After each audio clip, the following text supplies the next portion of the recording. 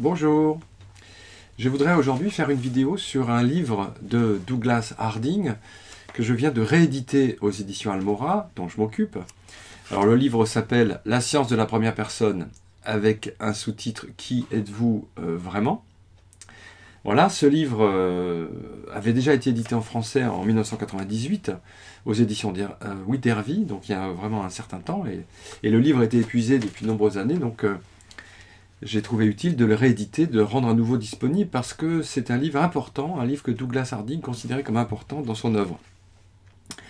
Donc là, aujourd'hui, je vais vous présenter rapidement le contenu du livre, et j'espère vous donner envie de le lire. Mais avant cela, quelques mots sur Douglas Harding, parce que peut-être vous ne le connaissez pas. Douglas Harding était un enseignant spirituel anglais. Il est né en 1909 et il est mort en 2007. Alors il s'est éveillé à sa vraie nature dans les années 40, à peu près vers l'âge de 33-34 ans. Et par la suite, à partir des années 50, surtout des années 60, il a mis au point une pédagogie, un enseignement extrêmement concret, extrêmement moderne, pour partager cette expérience d'éveil, cette expérience d'illumination, qui est au cœur de toutes les grandes traditions spirituelles. Donc son travail a été de rendre accessible et disponible, dans un langage moderne, le cœur des enseignements spirituels, ce cœur étant l'éveil à notre vraie nature. En tout cas, c'est comme ça qu'il le présentait. Et donc ce livre, La science de la première personne, est une tentative de Douglas Harding pour justement montrer que les découvertes des grandes traditions spirituelles sont tout à fait compatibles avec les découvertes de la science moderne. Je vous lis d'ailleurs le prologue. Dans le prologue, il y a quelques passages où il dit ce qu'il veut faire dans ce livre. Donc il dit ceci: je me propose, dit-il, de présenter l'illumination sous une forme qui puisse avoir un sens pour l'occidental à l'esprit scientifique et qu'il puisse mettre en pratique immédiatement.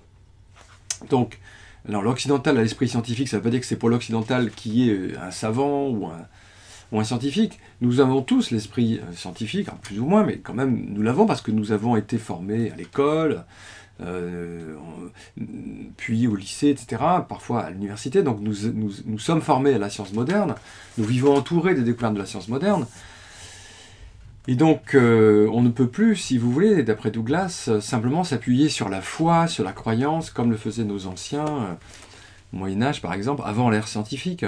Aujourd'hui, si vous voulez, on accorde du crédit à des découvertes qui sont issues de la science et qui ont été prouvées, qui ont été testées. Et c'est très bien comme ça.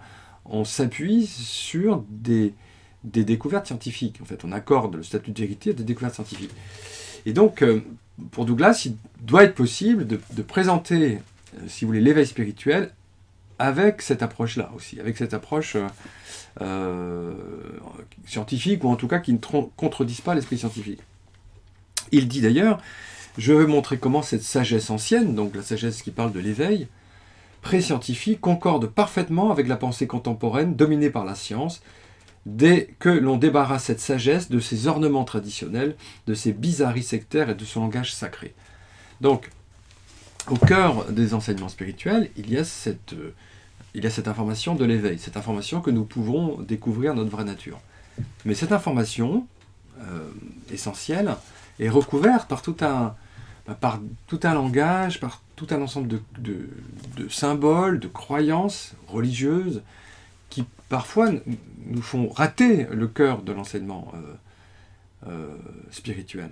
On confond l'information sur l'éveil et puis toute cette culture religieuse qui est intéressante, hein, mais peut-être qui n'a pas grand-chose à voir avec ce dont il s'agit essentiellement. Donc, Douglas veut faire ça, on a compris, enlever toute cette culture religieuse qui peut-être masque l'information essentielle, qui est l'information de l'éveil, d'une part, et d'autre part, il veut montrer que l'information sur cet éveil, justement, n'est pas en contradiction avec les découvertes scientifiques. Alors, donc il va comparer la science qu'il appelle 3, la science de la troisième personne, avec la science de la première personne. Alors qu'est-ce qu'il appelle la science de la troisième personne? C'est la science telle qu'on la connaît, c'est la science de l'observer, si vous voulez. C'est la science qui étudie les choses. Donc la physique, la chimie, la biologie, sciences qui ont fait des découvertes ahurissantes depuis une centaine d'années, un peu plus, 150 ans. Donc cette science-là, il ne s'agit pas de la rejeter du tout, elle est pertinente dans son domaine. Bon. Et à côté de cette science 3, il y a une autre science, en tout cas que Douglas appelle science, qui est la science de la première personne. La science de la première personne, c'est la science qui nous permet de nous éveiller à notre vraie nature. Donc vous voyez, le fait qu'il appelle ça une science, évidemment, ça peut nous paraître étrange, parce que, vous voyez, pour nous, ça relèverait plutôt peut-être de la spiritualité ou de la religion. Pour lui, c'est une science de la première personne, science de qui on est vraiment, vraiment. Et c'est ce qu'il va montrer dans le livre, que cette approche, que l'éveil à notre vraie nature, peut être qualifié de science. Et il va nous dire pourquoi. Donc il y a la science 3 qui est la science des choses, et la science 1, la science de la première personne, qui est la science de qui nous sommes vraiment, vraiment. Et il va montrer que, en fait, la science de la première personne est beaucoup plus efficace que la science de la troisième personne, et qu'elle résout les difficultés dans lesquelles se perd la science de la troisième personne. Et le livre comporte 37 chapitres assez courts, dans lesquels il va comparer la science dite donc de troisième personne, la science des choses, et la science de la première personne, qui est la science d'une non-chose, puisque c'est la science de qui nous sommes vraiment, vraiment, de la vacuité ou de la présence, si vous voulez. Alors je vais juste commenter avec vous 2 ou 3 chapitres, en espérant vous donner ainsi le goût de lire plus largement le livre. Alors je vais commencer par le premier chapitre, parce que c'est un chapitre extrêmement important. Vous voyez que ça fait 2 pages, ça s'appelle la science 1 insiste sur la vérification. La science de la première personne insiste sur la vérification. Ça, c'est un point essentiel de la pédagogie de Douglas Harding, en fait. C'est que pour Douglas Harding, l'éveil à sa vraie nature est quelque chose qu'on peut tester, qu'on peut vérifier. Ça ne relève pas d'une croyance, ça ne relève pas d'une grâce mystérieuse, c'est vraiment quelque chose qu'on peut tester, qu'on peut vérifier, et on peut amener les autres à la tester, la vérifier. Donc évidemment, c'est quelque chose, cette pédagogie se rapproche de la science de la troisième personne. C'est ce qu'il dit d'ailleurs, dans la science de la troisième personne, la science des choses, en fait, on teste, on vérifie les hypothèses. Vous avez une hypothèse quelconque en science, et vous faites une expérience, une expérimentation pour vérifier cette hypothèse. Si la vérification est bonne, bien vous considérez que l'hypothèse est juste. Vous voyez, donc, et c'est pas seulement un scientifique qui fait une vérification, mais plusieurs scientifiques peuvent la faire. En fait, tout le monde peut faire en droit cette vérification. Eh bien, pour Douglas, la découverte de notre vraie nature relève aussi du même processus. Nous pouvons vérifier qui nous sommes vraiment, vraiment. Nous pouvons tester et inviter les autres à tester, à vérifier qui nous sommes vraiment, vraiment. Donc, c'est vraiment quelque chose, pour moi, vraiment révolutionnaire dans cette approche de Douglas Harding. Alors, il avait mis en place, si vous voulez, des outils, des expérimentations. En effet, d'ailleurs, il appelait ça en anglais « experiment », des expérimentations pour tester qui nous sommes vraiment, vraiment, pour vérifier qui nous sommes vraiment, vraiment. Parce que voilà, les textes spirituels contiennent des belles promesses. Vous n'êtes pas ce que vous paraissez être. En vous, il y a un trésor incroyable. En vous, il y a le royaume. En vous, il y a le soi absolu. En vous, il y a la nature de Bouddha qui est pourvue de toutes les qualités auxquelles nous aspirons. La liberté, la joie, la paix, l'amour, etc. Donc ce sont des belles promesses. C'est une hypothèse, si vous voulez. Mais est-ce qu'on peut vérifier cette hypothèse? Et voilà, Douglas propose des outils pour nous amener à faire la découverte de ce que nous sommes au centre de nous-mêmes. Et d'ailleurs, dans le livre, et ça c'était dans le livre original en anglais aussi, il avait glissé un outil, vous voyez, un tube, ici, qui permet aussi de faire une expérience de qui nous sommes vraiment, vraiment. Donc il y a vraiment un outil, si vous voulez, dans le livre lui-même, et Douglas indique la manière de vérifier qui regarde, vous voyez, qui regarde le monde. Donc je vous parlerai du tube tout à l'heure. Donc, vous voyez, premier point commun, essentiel, dans la science de la première personne, on peut vérifier concrètement qui nous sommes, de manière aussi exacte, précise, qu'en science. Avec même cette différence, dit Douglas, c'est que dans la science de la troisième personne, la science des choses, en fait, la vérification n'est jamais tout à fait terminée parce qu'on peut toujours mieux vérifier, on peut avoir des outils d'observation plus précis et connaître les choses de mieux en mieux. En fait, ça n'en finit jamais, finalement, dans la science de la troisième personne. C'est pourquoi il y a constamment des théories et des nouvelles découvertes. Tandis que dans la science de la première personne, on peut découvrir absolument qui nous sommes de manière exacte. Donc ça, c'est le premier chapitre, un point essentiel. Dans le chapitre 2 aussi, qui s'appelle la science 1, donc la science de la première personne est ultra analytique, Douglas veut montrer qu'en fait, la science de la troisième personne, la science des choses et des objets, n'arrive vraiment jamais au cœur du réel. En fait, les sciences s'approchent du réel, mais ne l'atteignent jamais complètement, parce que la science de la troisième personne, la physique par exemple, étudie des apparences. Regardez, en physique, bon, on a percé la matière, donc on sait qu'il y a l'atome. Bon, après, dans l'atome, qu'est-ce qu'on voit? On a trouvé qu'il y avait un noyau et des électrons qui tournaient autour, mais on n'est pas arrivé au cœur, en fait, encore. Hein. Donc, si on regarde au cœur de l'atome, on va trouver des protons et des neutrons, mais on n'est pas encore au cœur. Donc, si vous regardez dans les neutrons et les protons, vous allez trouver d'autres particules, des quarks, mais on n'est pas encore arrivé au cœur. Donc, la science, c'est une science des apparences, en fait, qui s'approche toujours plus proche du réel, mais sans jamais l'atteindre complètement. Alors que la science de la première personne vous permet de prendre conscience du réel qui est derrière les apparences.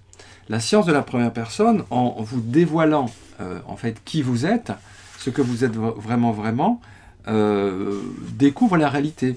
Douglas dit, celui qui pratique la science de la première personne voit que la réalité derrière les apparences est une non-chose consciente d'elle-même en tant qu'absence de chose. C'est-à-dire qu'au cœur, si vous voulez, au cœur du réel, derrière les apparences, il y a ce que nous sommes vraiment, qu'il appelle une non-chose consciente. Non-chose consciente, c'est-à-dire une vacuité éveillée, en fait. Donc là, il y a, vous voyez, une grande différence entre la science de la première personne qui nous donne accès au réel et la science de la troisième personne qui est tout à fait importante et intéressante, mais qui ne nous livre que des renseignements sur les apparences de ce réel, en fait. Et donc le livre continue ainsi en comparant la science de la première personne et la science de la troisième personne. Et donc, voilà, je reviendrai peut-être sur ces chapitres plus tard, mais peut-être ça suffit pour l'instant. Et je voudrais quand même terminer par cet outil dont j'ai parlé tout à l'heure, cet outil qui est dans le livre, donc le tube en papier. Donc comment est-ce qu'on s'en sert? Alors Douglas donne le mode d'emploi dans le livre. Donc si vous achetez le livre, vous verrez, donc c'est un tube en papier dans lequel on va mettre sa tête. Et d'un côté du tunnel, vous mettez un miroir, et vous regardez votre reflet qui apparaît, d'accord? Vous mettez votre visage ici, et vous mettez le miroir là-bas. Et donc, Douglas dit ceci, à l'autre bout du tunnel, donc de l'autre côté, au bout du tunnel à papier, vous vous voyez vous-même en tant que troisième personne. Vous voyez votre apparence, avec des yeux, un nez, une bouche, des joues, etc.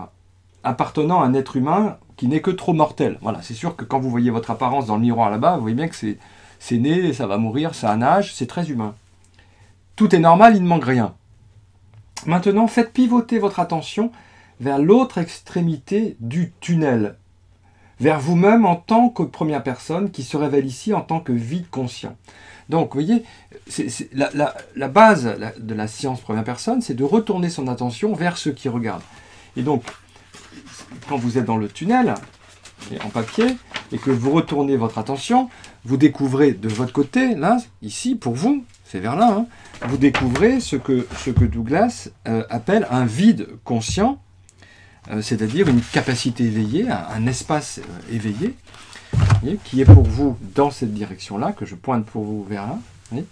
Et donc, la base de la science de la première personne, c'est donc ce retournement de l'attention pour prendre conscience de ce qui regarde. Et ce qui regarde, ça n'est pas un individu, ça n'est pas le personnage qu'on voit apparaître là, moi je le vois sur l'écran de l'ordinateur, mais si vous mettez un miroir, vous voyez le personnage apparaître dans le miroir. Donc ce qui regarde, ce n'est pas le personnage, c'est ce que Douglas appelle un vide conscient, une vacuité éveillée. C'est un mot évidemment vacuité qui fait penser au bouddhisme, mais on pourrait trouver un autre mot, on pourrait l'appeler le soi, la conscience, la présence, le royaume, etc. Et Douglas continue en disant que ce n'est pas un vide simplement vide, mais un vide plein, simple capacité pour accueillir ces traits humains familiers, ainsi que toutes les choses mortelles qui peuvent se présenter en vous. Donc là, effectivement, si vous regardez votre apparence dans le miroir, donc ce vide conscient accueille votre apparence, votre personnage, qui est accueilli dans la vacuité, mais le monde entier est accueilli dans cet espace conscient, dans cette vacuité éveillée. Voilà. Donc cet outil, le tube, si vous voulez, c'est comme un tube expérimental dans un laboratoire, un petit peu ça, dans un labo, je me souviens, même au collège, on a fait des petites expériences sur des tubes. Hein. Donc bien ça c'est un tube aussi, un tube comme dans un laboratoire qui vous invite à prêter attention à ce que d'habitude on ne voit pas, c'est-à-dire qu'est-ce qui regarde. Qu'est-ce qui regarde? On n'est pas attentif à celui ou cela qui regarde parce qu'on l'identifie au personnage. Hein. On pense que c'est voilà, l'individu qui regarde, José par exemple. Bon. Donc avec ce tube qui est comme un tube de laboratoire, eh bien on a les conditions d'expérience pour prendre conscience que ceux qui regardent, ce n'est pas du tout... si je le mets comme ça pour vous, là vous voyez José, hein, mais de votre côté, en fait, il n'y a rien. Il n'y a rien en fait. Hein. Il y a un grand espace transparent qui accueille le visage de José. On peut aussi faire cette expérience avec quelqu'un d'ailleurs. Alors là, ce serait très rapproché, mais on peut faire l'expérience avec un autre visage que le sien, ou avec le sien dans un miroir si vous voulez. Donc, voilà, ce livre, je conclus là, ce livre est un livre important dans l'œuvre de Douglas, puisque il nous invite à comprendre, d'abord à voir qui nous sommes, c'est essentiel, grâce à cet outil, et aussi à comprendre que l'éveil à sa vraie nature n'est pas quelque chose de fumeux, de nébuleux, de compliqué, pas un exploit olympique du tout, c'est quelque chose de vérifiable, de testable, comme une science, et partageable, et donc universel aussi, ce sont des vérités universelles. Donc en fait, ce que fait Douglas, c'est, voilà, il y a cette information, si vous voulez, ce noyau de l'information qui est l'éveil à sa vraie nature, et il enlève tout ce qui est en trop, quoi, tout ce qui vient cacher un peu ça, c'est on pourrait dire le bazar un peu religieux, les mots compliqués, les images un peu confuses, des paraboles compliquées aussi, et on revient à l'essentiel. Et qu'est-ce que c'est que l'essentiel?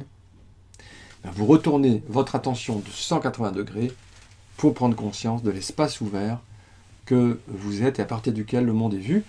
Et ce retournement de l'attention, c'est une démarche expérimentale, vérifiable, précise, exacte, et qui change la vie. C'est ça aussi l'essentiel, la grande différence entre la science 3 et la science 1. La science 3 change un peu la vie, c'est vrai qu'on a des téléphones, on a des chauffages et des avions, ça c'est pas mal, mais la science 1 change vraiment la vie, elle nous fait vivre à partir de cette source de joie, de paix, de liberté, qu'on peut appeler vacuité consciente, par exemple. Voilà, écoutez, j'espère que je vous aurai donné, que je vous ai donné de l'intérêt pour ce livre et que vous aurez la curiosité d'aller le lire plus largement. Voilà, merci beaucoup.